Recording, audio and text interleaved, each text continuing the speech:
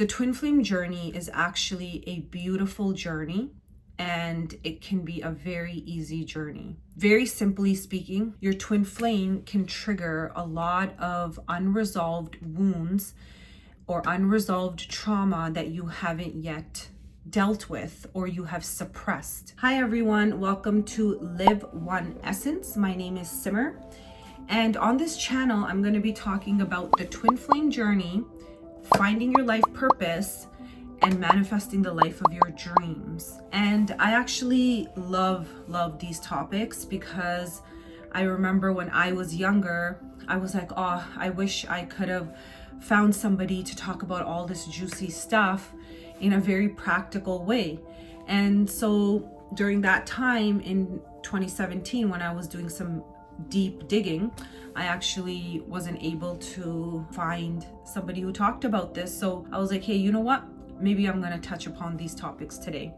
And I hope that it resonates with some of you, and feel free to leave a comment below if there are any questions that you may have or any topics that you want me to talk about in my next video. So to start, I wanted to talk a little bit about how to know if you are on the twin flame journey. I'll talk a little bit about my experience, and if there is some similarity that you guys are experiencing, then that could be a good indication for you to maybe reach out for support and receive some coaching or support. How to know if you are on the twin flame journey. You meet a person in your life, and when you meet them, you have this deep soul knowing and a deep activation at a soul level. This is not like a physical thing that I'm talking about. It's not that, oh, I looked at this person and they're so pretty, and I looked at this guy and he's so handsome and he's tall. No, it's not anything to do with the physicality of the person.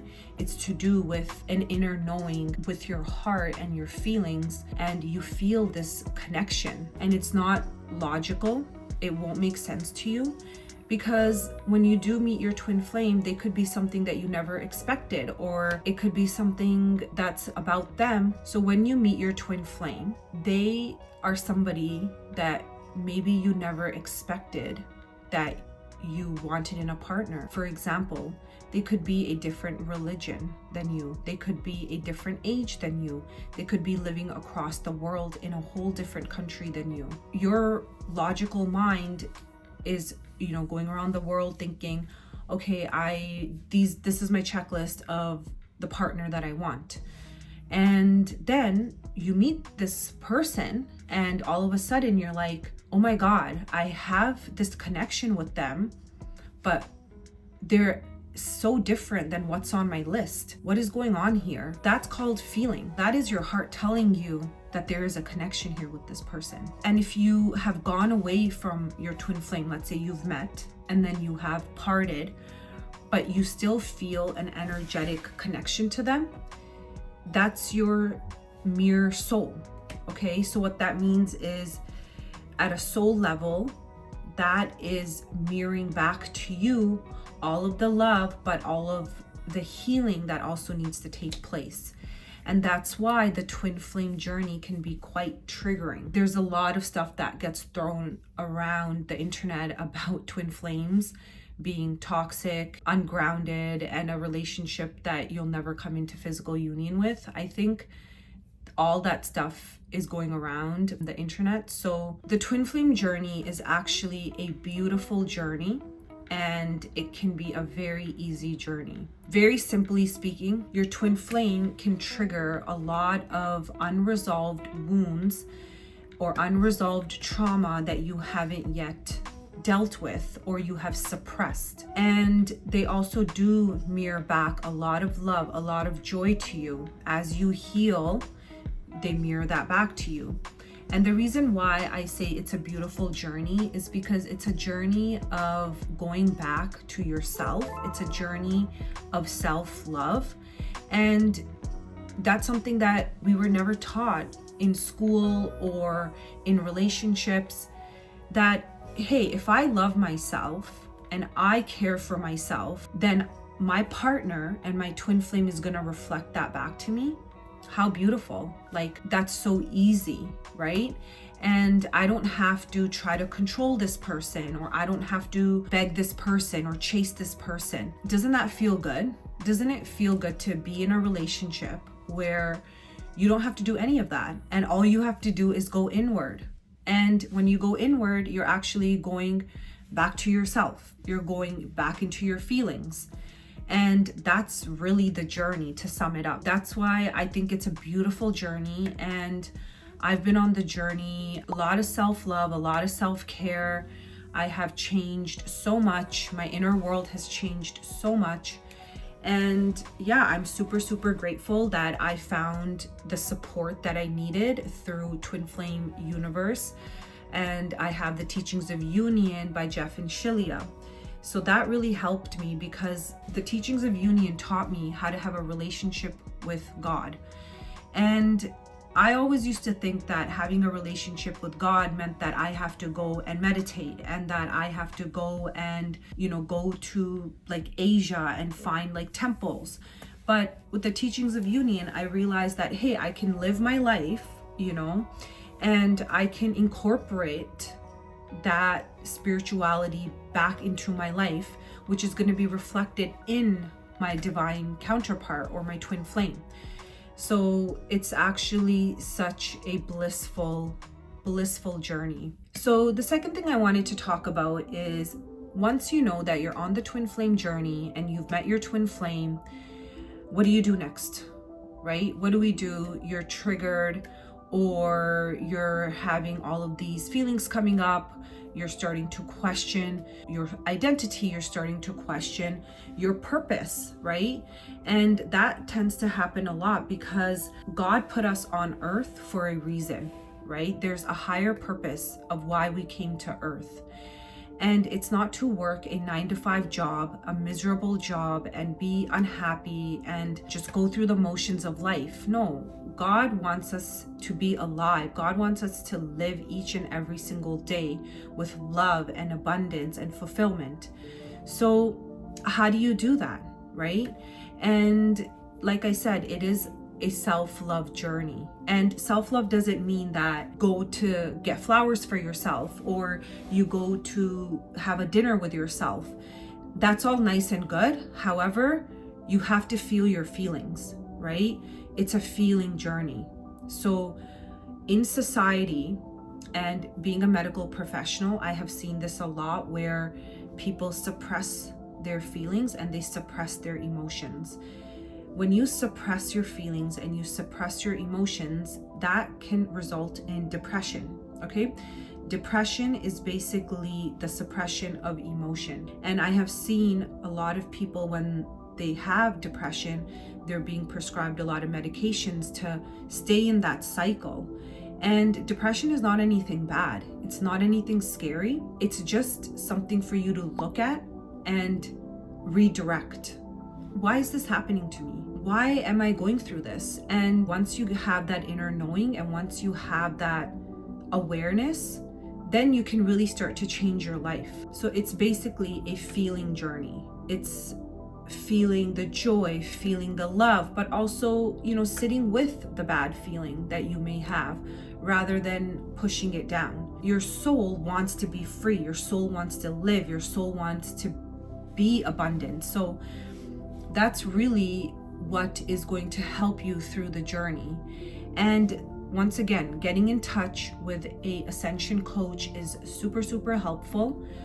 And they can really guide you through this spiritual process. You don't even have to do anything crazy, like go to retreats or travel around the world.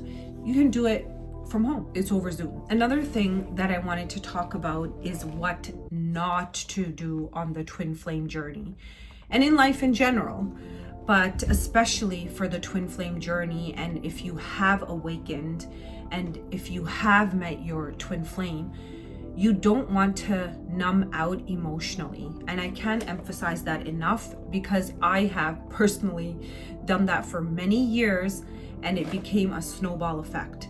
So take it from me, please do not numb out. So numbing out can happen in various ways. For example, through drugs and alcohol. So what drugs and alcohol does is suppresses your emotions, right? It takes you out of your awareness because you are trying to forget something that's going on with you, which is very temporarily, because you will come back down again after that high. It's not sustainable. That's something that you definitely don't want to do, because it's only going to make things worse. Okay. Another way that people numb out is through emotional isolation. So what that means is, they could be in a room full of people, they could be around family, they could be around friends, but really they're disconnected from their self and they're feeling very, very alone. And it's not a nice feeling, especially when you're around people. And that disconnect doesn't come from that you can't connect with others. It's actually coming because you can't connect with yourself. When you can't connect with yourself, you can't really connect with other people, right? You have to connect to yourself first. And how do you connect to yourself? Through feeling, right? So you can view yourself as a child. For example, like imagine, a child that's playing in the playground, has a little fall and then is crying. How do you attend to that child? You hold the child, you love the child, you give it some reassurance that everything's okay, you had a little fall, you're okay, don't worry. But you do let the child express their emotions and feelings. So that's the same thing on the twin flame journey, allowing yourself a safe space to feel what you're feeling, and then giving yourself what you need. That need could be just a safe space where you could light a candle, for example, make a cup of tea, or be in nature and just journaling your feelings, just writing, free hand writing everything that you're going through, and just starting there, just starting simple. It doesn't have to be complicated. And that can be very soothing. Even for us as adults, that's a very, very soothing technique that we can use to express ourselves, because when we're children, we're freely expressing ourselves and freely living in the world. But when we become adults, somehow we're supposed to be really strong and not show our feelings and not show our emotions and just hold everything in because we're an adult. That's not really compassionate for yourself. So you do want to take care of your inner child, right? Because that is really connecting back to yourself. I think it's beautiful, actually. This is what I learned in the teachings of Union, of how to take care of my inner world. And I had to always make sure that my inner well is full before pouring into other people, right? And you want to set boundaries. Boundaries are very important as well, because so often we have lived in this society where there is a lot of codependency. Now what that means is that you're dependent on the person, they're dependent on you.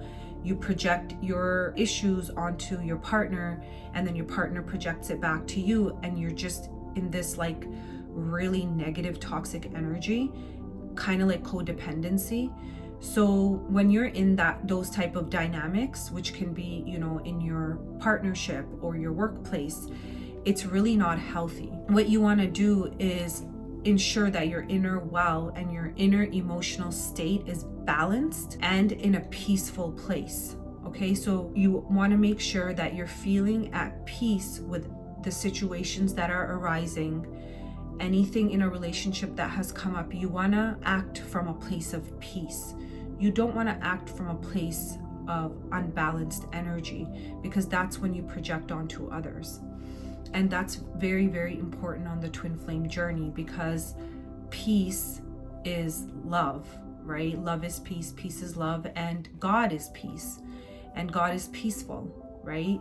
So when we go to the temples, or when we go to any sort of retreats or any pilgrimage, we're actually seeking that peace, but that peace starts from inside. And peace is the ingredient to everything in life that's gonna help flourish your life purpose, or manifesting all of your dreams. It's going to come from a very peaceful place. That is also another important thing that I learned on the twin flame journey. There is a mirror exercise that I highly recommend. you can do as part of a self-loving technique every single day. I will link it below, but if you need to go deeper, you can definitely do it with a coach, and I'll link all of this below for you so you can check out all of these links and see if something is going to help you and work for you. Thank you so much, guys, for tuning into this video. Like I said, it's my first video, so I just wanted to do a quick little introduction and a little bit insight into who I am and what I do.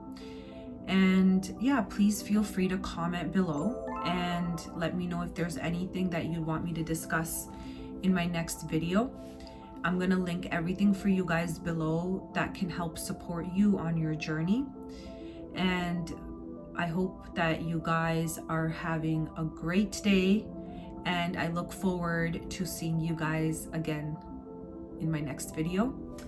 Thank you very much and have a wonderful day.